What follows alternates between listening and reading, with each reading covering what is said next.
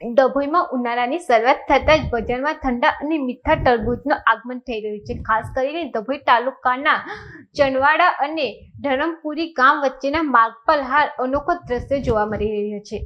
રસ્તાની ધારે ભરાયેલા બજારમાં હાલ 3 પ્રકારના તરબૂચ જોવા મળી રહ્યા છે. પીળા તરબૂચ જે બહારથી લીલા પણ અંદરથી ઘટ પીળા રંગના હોય છે.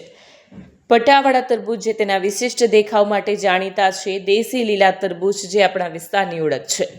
આસમાને પહોંચ્યા છે ભાવો. ઉનાળામાં પ્રારંભે જ તરબૂચના ભાવમાં તેજી જોવા મળી રહી છે.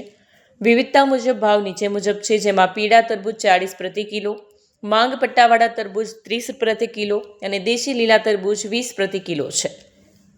આકર્ષક પીળા તરબૂચ ખાસ કરીને મહારાષ્ટ્ર તરફથી આવી રહ્યા છે, જ્યારે આપણા દેશી લીલા તરબૂચ નર્મદા અને ઓરસંગ નદીના પટમાં પુષ્કળ પ્રમાણમાં થાય છે.